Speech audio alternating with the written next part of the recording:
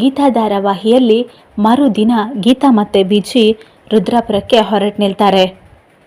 ಎದುರು ಬಂದ ಸುಧಾರಾಣಿ ಹೇಳ್ತಾಳೆ, ನಿಮಗೆ ಬುದ್ಧಿ ಹೇಳೋವಷ್ಟು ನೀವು ಚಿಕ್ಕವರಲ್ಲ, ನಿಮಗೆಲ್ಲನೂ ಅರ್ಥ ಆಗುತ್ತೆ. ರುದ್ರಾಪುರಕ್ಕೆ ಹೊರಟಿದ್ದೀರೇನೋ ಸರಿ, ಅಲ್ಲಿನ ಜನ ನಿಮ್ಮ ಬಗ್ಗೆ ಕೇಳಿದರೆ ಏನು ಹೇಳ್ತೀರಾ? ಅದಕ್ಕೆ ಗೀತಾ ಹೇಳ್ತಾಳೆ, ಆ ಊರಲ್ಲಿ ನೋಡೋದಕ್ಕೆ ತುಂಬ ಜಾಗ ಇದೆ ಅಂತೆ, ಟೂರಿಸ್ಟ್ ಅಂತ ಹೇಳ್ತೀವಿ ಅಂತ ಹೇಳ್ತಾಳೆ. ಅಲ್ಲಿರೋ ಜನರ ಮನಸ್ಸನ್ನು ಅರ್ಥ ಮಾಡಿಕೊಂಡು ಮುಂದುವರಿತೀವಿ.